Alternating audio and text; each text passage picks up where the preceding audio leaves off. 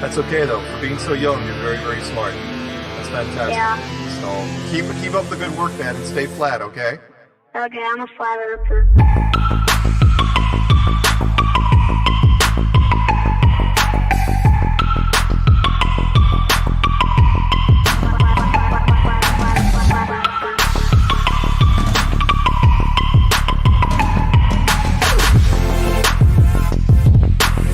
She couldn't do it.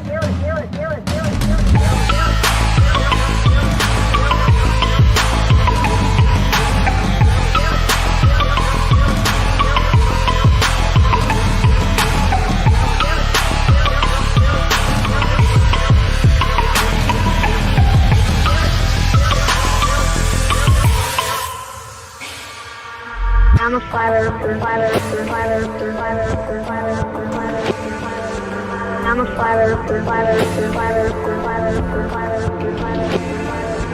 I'm a flat earther. I'm a flat earther.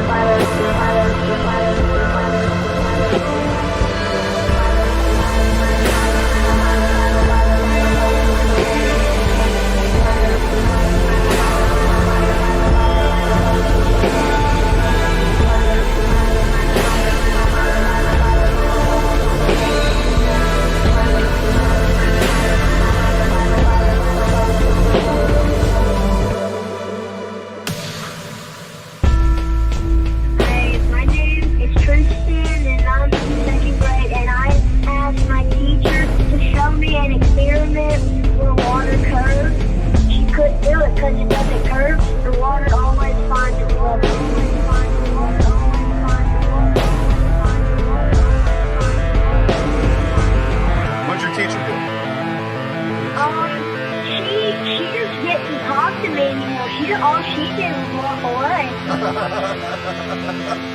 And I was like, what is this about? What? That's okay though. For being so young, you're very, very smart. That's fantastic. Yeah. So keep up the good work, man, and stay flat, okay? Okay, I'm a flat earther.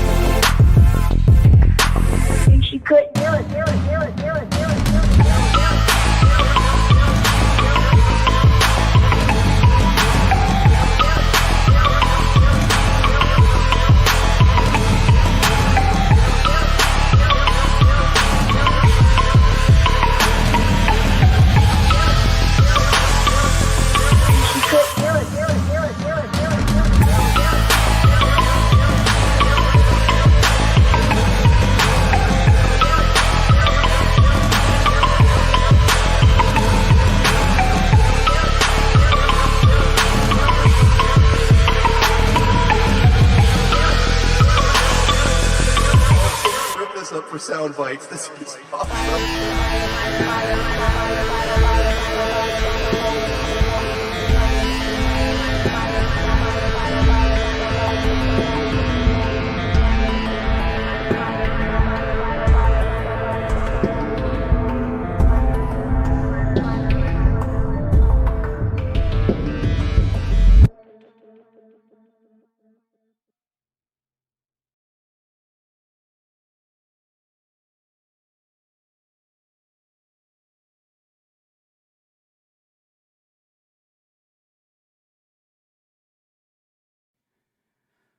Welcome back to Anti-Religious Scripture Study with me, Karen B, and of course, Just Jack Flat Earth.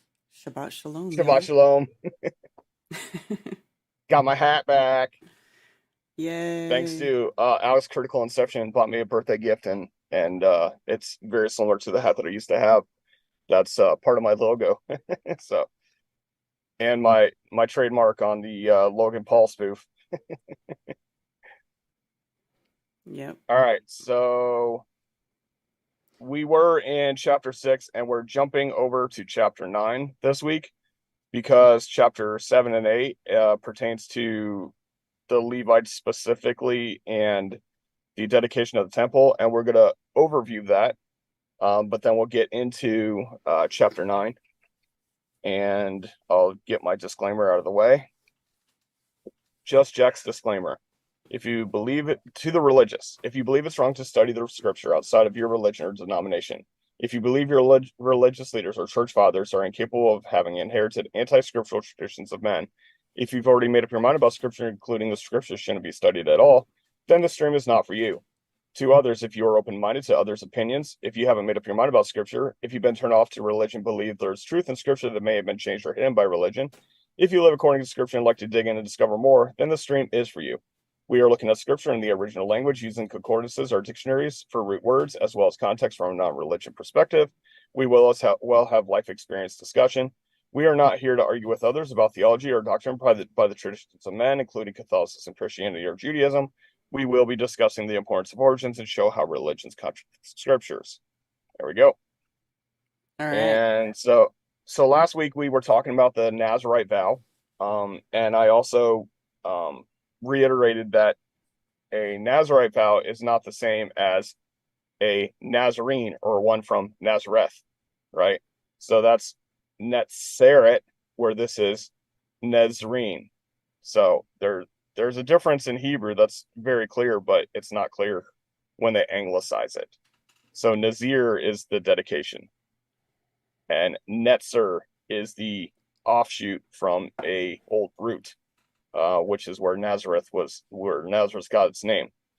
All right, so we can get into 7 a little bit here.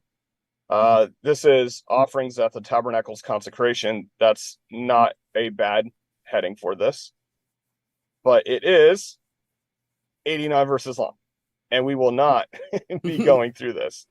It is a very repetitious, very methodical breakdown of all the offerings that were brought for each tribe to dedicate the tabernacle. So I'm just going to read this real quick. It came to be when Moshe finished setting up the dwelling place that he anointed it and set it apart for all its furnishings, as well as the altar and all its utensils. Thus he anointed them and set them apart. And the leaders of Israel, the heads of the fathers' houses, who were the leaders of the tribes, and over the ones registered, drew near.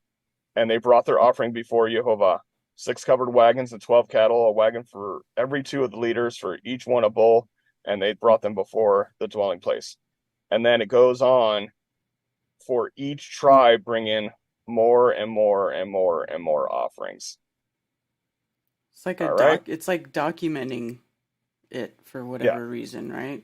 Yeah, it's definitely just a record of, okay, this tribe brought this tribe brought that, etc., etc. So we'll go to the last verse here at the end of all the bringings. And well, I guess we could, yeah. And all the cattle for the slaughtering of peace, the offering of shalom. Offerings were 24 bulls, rams 60, male goats 60, lambs a year old 60. This was the dedication of the slaughter place after it was anointed. So they dedicated not just for the tabernacle, but for the altar as well. So they're bringing different offerings for dedications of specific pieces within the tabernacle.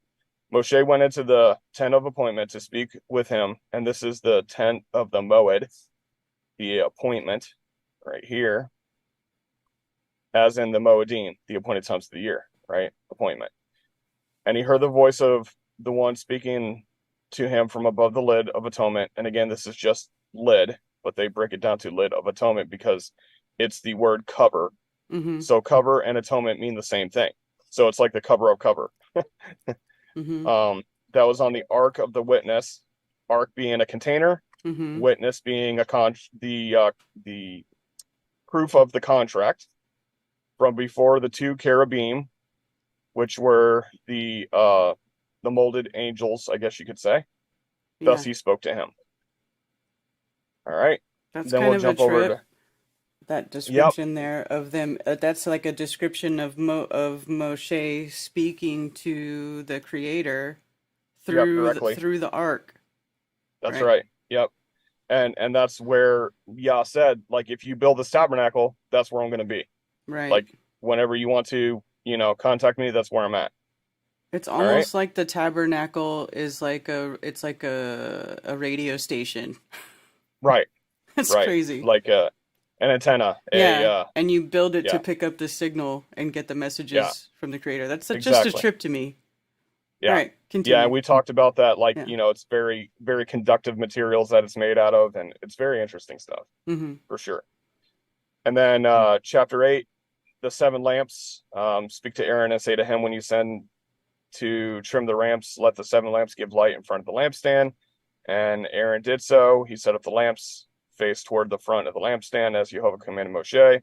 And this is the work of the lampstand, beaten work of gold, from its base to its blossoms, its beaten work, according to the pattern which Jehovah had showed Moshe. He made the lampstand, which we talked about way back in Exodus. Mm-hmm. And I'm going to take my hat off because the back of it's hitting the wall. So, and Jehovah spoke to Moshe, saying, take the Levites from among the children of Israel, you shall cleanse them, and you shall do this to cleanse them. Sprinkle water of the separation. 11:11. 11:11. Woot, woot. Sprinkle the water of the distance, the separation, and they shall shave all of their body, and they shall wash their garments and cleanse themselves. So their initiation to begin the servitude in the temple is like they shave their body top to bottom. And this is not Nazarite vow. This is just to begin the priesthood. So when you turn 25, you basically, you start fresh, like fresh hair, fresh beard, all that jazz. Mm-hmm. And I find it funny when when they show pictures of the priesthood, like when they join up, this is what they wear, and they show like the whole garment and everything pictorially, but they show them with long hair and long beard. Well, not when they first get started. They have to start fresh and grow it all out. So you shall take a young bull with its grain offering, fine flour mixed with oil, while you take another young bull as a separation offering, not sin offering. Distance. And you shall bring the Levites before the tent of the appointment, and you shall assemble the congregation of the children of Israel, and you shall bring the Levites before Jehovah, and the children of Israel shall lay their hands on the Levites. And Aaron shall wave the Levites before Jehovah, a wave offering from the children of Israel, so shall they be for doing the service of Jehovah, etc., etc., etc. So then there's the sacrifices. Thou shall separate the Levites from among the children of Israel. The Levites shall be mine, and the wave offering, and they're mine. So this is all about the dedication of the Levites. And Jehovah spoke to Moshe, this applies to the Levites from 25 years old and above. Let him come into me in active service, in the service of the tent of the appointment. At the age of 50 years, they retire from active service, and they shall serve no more. But they shall attend with her brothers in the appointment to guard the duty, but shall do no service. Thus you shall do the Levites regarding their duties. So they're constantly within the tabernacle, as far as the activity of while people are coming in and stuff, but they don't do the physical service. The physical service is where they prepare the sacrifices and do the cleaning, and it's a lot of work to be a priest. But when they're just attending in the duty, that just means that they basically hang out in the the tabernacle, and we're talking about the outer courts, because there's the outer courts, and then there's the inner courts, and then there's the holies, and then there's the Holy of Holies. So, Okay. all right, you can. This part, Right. I decided this is where I should stop as far as like not skimming over, because this part doesn't pertain to everybody, not just the priesthood. So we can go ahead and read into this. So chapter 9. Chapter 9. Oh, let me throw the parallels up there real quick. All right, go ahead. All right. And Yehovah spoke to Moshe in the wilderness of Sinai in the first new moon of the second year after they had come out of the land of Mitzrayim, saying, Okay, so they've been in the wilderness for 1 year. mm-hmm.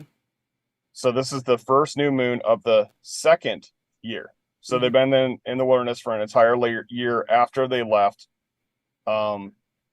Egypt. Mitzrayim. Yeah, Egypt. So I have this conversation with some people that say that in order to begin the months, in order to observe the Chodesh, that you need to do it from Israel, because that's the land that Yah chose, blah, blah, blah, blah. Now, they're a year out of Mitzrayim, right? Mm-hmm. They're not into the promised land yet. So them acknowledging the calendar is in the wilderness, not in Egypt and not in the promised land. They're in the wilderness, but yet they're still acknowledging the calendar. Mm-hmm. So I make that a point because some people like are religiously thinking that they have to look to Israel for the proof that it's spring, the proof that the moon's in the sky, the proof that, like things that you can observe for yourself is what I'm trying to say. Okay. All right, verse 2. All right. Now let the children of Israel perform the Pesach at its appointed time. Yeah, Pesach, Pesach. aka Passover. On the 14th day of this new moon between the evenings, perform it at its appointed time. According to all its laws and right rulings, you perform it. All right. And Moshe... Which the information they got from Egypt a year prior. Okay. And Moshe spoke to the children of Israel to perform the Pesach. So they performed the Pesach on the 14th day of the first new moon between the evenings in the wilderness of Sinai, according to all that Yehovah commanded Moshe, so the children of Israel did. Okay. So they got the information when they were leaving Israel that in the first new moon, the new moon of the Aviv, right? Mm-hmm. Of the barley harvest being harvestable and roastable, which is the springtime. Mm-hmm. At the first new moon, you count 14 days, and then there's the Pesach, and then you perform the Pesach between the evenings. And that's isn't that the full moon or no? Yes. Yes. Pesach is at the full moon. Yes. Yeah. Both of the weekly Moedim are during a full moon, which is awesome because you're like partying for a week and you can stay up a little later because the light, of the moon is there. Yeah, right? You can see. Yeah, you can see. So between the evenings is when they would have to prepare the lamb between the evenings. So when we talked about this all the way back in Genesis chapter 1, my assumption is that evening is in its root word, the mingling with darkness, right? So between the evenings would be between dawn and dusk on the 14th day, which makes sense because you're not going to be trying to prepare a lamb in the middle of the night. Right. You know what I'm saying? Yeah. But and this is at new moon, so there's not much light at nighttime no, this is during the full moon. My bad. So I guess they could go past sunset, but it says between the evenings, and I assume that to be what we would, instead of translating it evenings, I would translate it as twilight, right? The dawn and dusk times. Mm-hmm. All right. Verse 6 or chapter, verse 6. But there were men who were defiled for being of a man, so that they were not able to perform the Pesach on that day. they came before Moshe and Aharon on that day. Okay, so being defiled because of a man means like if somebody died in your arms, or, somebody died close to you where you'd have to, bury them. So you're defiled because of that man, so you can't approach the tabernacle with your lamb. So they're like, we can't perform the Passover because we've been defiled because of a man. Mm-hmm. All right. Okay. And those men said to him, We are defiled for the being of a man. Why are we withheld from bringing near the offering of Jehovah at its appointed time among the children of Israel? All right. So And that's the conflict. Moshe said to them, Wait, let me hear what Jehovah commands concerning you. And those of you who have watched my videos about the Moedim, you already know the answer because I've addressed this first. But Mm-hmm. And Jehovah spoke to Moshe, saying, Speak to the children of Israel, saying, When any male of you or your generations is unclean for a being, or is far away on a journey, he shall still perform the Pesach of Jehovah. All right, so if you're, like, let's say you're in another country and you cannot go back to the appointed place at the appointed time, which that changes later when the temple is moved and the tabernacle is left behind, and then when the tabernacle is destroyed, then you practice wherever you're at. But in this specific instance where they're in the wilderness, so like let's say they were out, scouting the new land, for instance, they couldn't be there in time, and so Yah makes a way if you can't be there on time. So verse 11. On the 14th day of the second new moon, between the evenings, they perform it with unleavened bread and bitter herbs, they eat it. So you miss it in the first day on the 14th day, or first month, excuse me. You miss it in the first Chodesh on the 14th day, so then you pick it up on the second. So the second month, 14th day, you do it as if it was the first month. Okay. They do not leave of it until morning, and they do not break a bone of it. According to all the laws of the Pesach, they perform it. Yeah, that's Pesach. Pesach, yeah.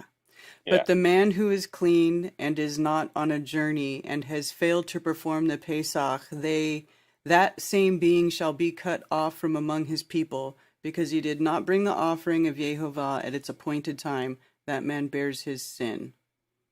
Okay, and this is sin. Let's see here. Yeah. He's separated, right?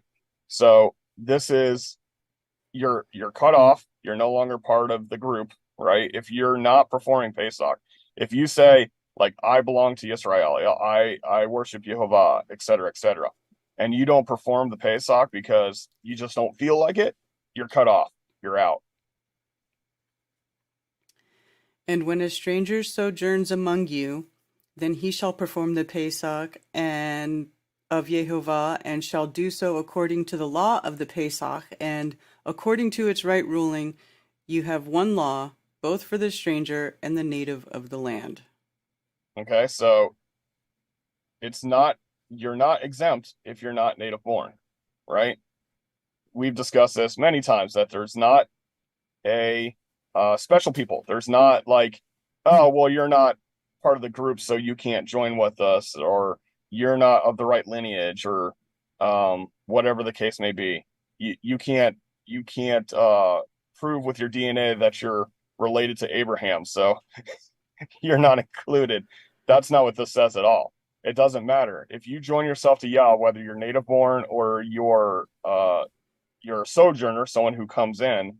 You are to participate in the Pesach. Mm-hmm. Right.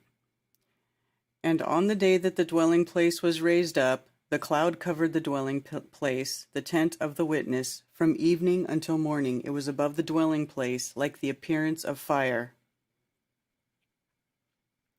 All right. Thus it was. So, yeah, day and night, by day a cloud, by night a fire. Just like when they first went into the wilderness, and the cloud led them by day and the pillar of fire by night. Mm-hmm. now it would stay on the tabernacle.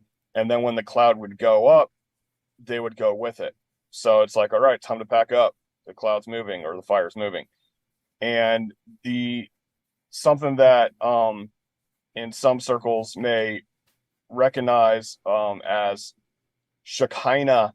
There's this thing in some circles of some sects of religion that they pay attention to the Shekinah glory, which just means the dwelling heaviness of the Creator.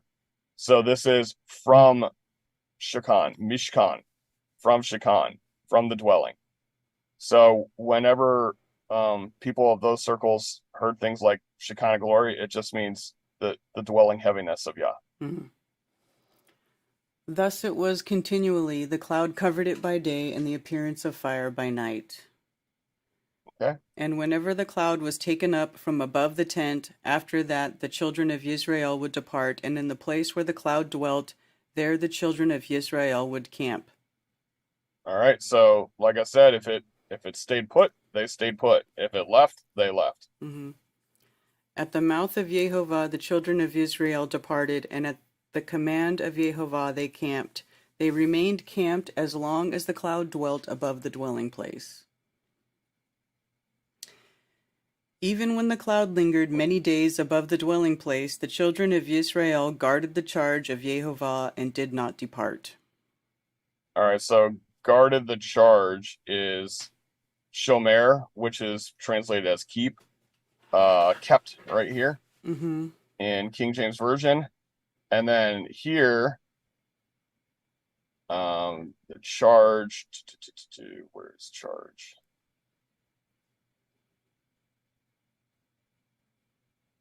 Okay, so if you look at charge, it's, hold on. It's mishmeret. Okay, so if you look at the three center letters, that's shomer, guard and protect again. So it's protecting from, where's that? From protection of Yehovah. Protecting from the protection of Yehovah. So even though it says kept the charge, it's protect the protection, if you will. Mm-hmm. And so it was, when the cloud dwelt only from evening until morning, when the cloud was taken up in the morning, then they departed, whether by day... Wait. What? Did I skip 20? I think you... I skipped 20? Yes, I think you skipped 20, yes. Okay, and so it was, when the cloud was above the dwelling place a few days, according to the mouth of Yehovah they camped, and according to the mouth of Yehovah they would depart. Now it's similar to a couple verses back, but yeah. It looks like the same thing. And so it was, when the cloud dwelt only from evening until morning, then the cloud was taken up in the morning, and then they departed, whether by day or by night, wherever the cloud was taken up, they departed. So even like in let's say a 24-hour period, like put up the tent, the cloud's moving, we got to go. Take down the tent. Yeah, that would be a pain in the butt. Oh, yeah. Whether 2 days or a new moon or a year that the cloud lingered above the dwelling place to dwell upon it, the children of Israel camped and did not depart, but when it was taken up, they departed. All right, so like in this whether by 2 days or a new moon, right? New moon being a monthly cycle, mm-hmm. right? Mm-hmm. Not necessarily like, it always moved on a new moon. It's speaking of that cycle of the renewing. Mm-hmm. Right, that's what it's called, renew. And then year is the repeat pattern, which I made a mistake and just translated it because they're similar. Yomim, so the days. So it doesn't matter if it's the group of days or the group of the renews or the group or only 2 days long. If it's time to move, it's time to move. Mm-hmm. Okay. At the mouth of Yehovah they camped, and at the mouth of Yehovah they departed. They guarded the charge of Yehovah at the mouth of Yehovah by the hand of Moshe. All right. There we go. So we barely covered 7, kind of covered 8. and definitely covered 9. But yeah, so this shows you that, number one, you don't have to be in a specific place to observe the cycles, right? This is in the wilderness. Right. And it also is about being prepared to listen to the word, the mouth of Yah, and be able to move when he tells you to move. So I think this goes back also to Exodus chapter 19, verse 5. And now if you diligently obey my voice and shall guard, shomer, protect, my covenant, then you shall be my treasured possession above all the peoples, for all the earth is mine. So it's about being sensitive to when Yah tells you to do something. You can, like, whether it be a gut feeling or a pull, like you feel a pull to do something, acknowledge that and do it, because there's, the Creator knows what's what. He knows when you should move. And if you walk in that pattern, then everything works the way it's supposed to, the way it was designed. Oops, sorry, I dropped my camera. All right.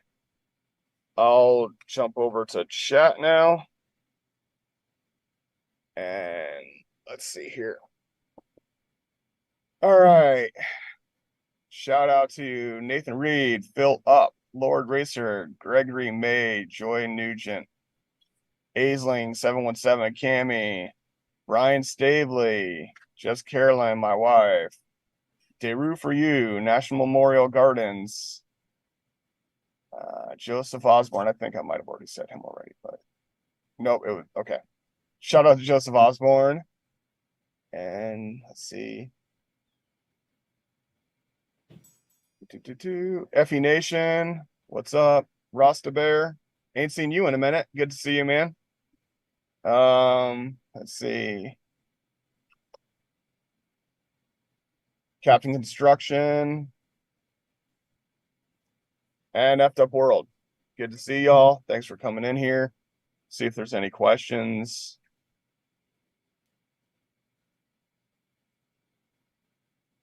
Spot on, Karen. I don't know what that was about, but she says spot on. I think it was about the radio station thing. Ah, okay. The portable radio station.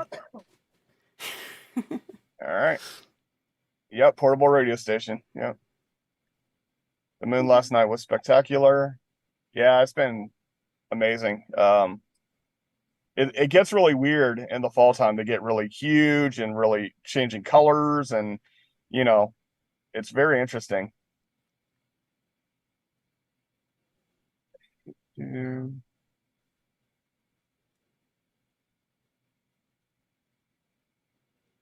Doesn't look like Yah's calendar is amazing and never changes. Yeah.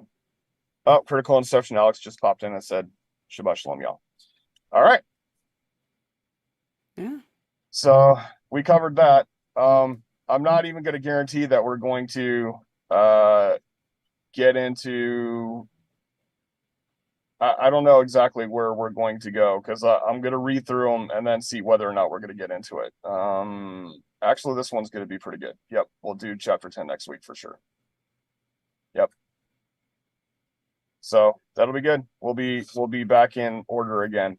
But for those of you who would like to take the time to read this chapter, I do recommend it. If you're methodical and mechanical like myself, it's interesting to me, because it's like, man, they took some great effort to get all the details in, Mm-hmm. And then the cleansing of the Levites don't really pertain to us, but if you want to do some more study on that, I recommend you do that as well. So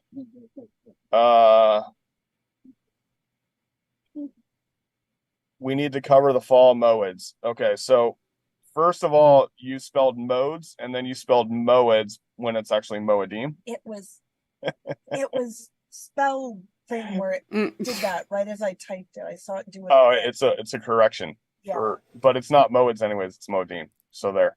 Anyways, I can talk like that because she's my wife. Anyway. Potato.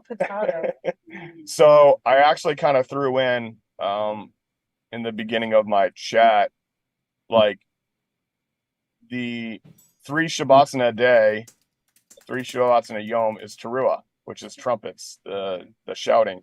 That's the first day of the 7th month. And then 9 days later, on the 10th day, is Atonements, which is inspection, reflection, fasting, praying, all that jazz. And then 4 days after that is Sukkot, which is thickets, aka tents, and it's a party week. And then there's the 8th Yom, which is the closing festival. Then 2 weeks later is Flattoberfest. So all those Moedim coming up. So yes, we will address that probably in, let's see. Oh, probably next week. Yeah, we'll probably talk about it next week. Maybe the week after, but it depends, like how much time this takes, and then Yeah. the next one. So my wife is concerned that people may not may need those dates to request off of work. So just to give you, this is my perspective. Okay, not everybody's going to be in agreements, but this is my perspective as far as the dates are concerned. So Yom Teruah will be on Sunday, September 17th. Yom HaKippurim will be Monday evening on the 25th of September to the evening of the 26th of September. And then Sukkot will be Sunday, October 1st through the 7th, and then the 8th day being October 8th, which is ironic that it's falling, those 8 days are the 15th through the 22nd are the 1st through the 8th of October. Pretty interesting. And then Flattoberfest is the 21st through the 23rd. However, we will be there on the 19th and leaving on the 24th, I think it is. As far as Alex and I are concerned. So, but yeah, there's the wrap up of it. Shout out to Tifster, and I think I know who that is. And shout out to Bill Wheel. I remembered this time. I pronounced it correctly. So Shabbat Shalom, and we'll see you next Shalom, next Shabbat, next Shalom. We'll see you next Shabbat. All right. And the earth is definitely still flat. Absolutely. Yes. All right. And so thanks everybody for joining us for another episode of Anti-Religious Scripture Study. And we will see you again next Saturday. Have a restful day. Shabbat Shalom. Shabbat Shalom.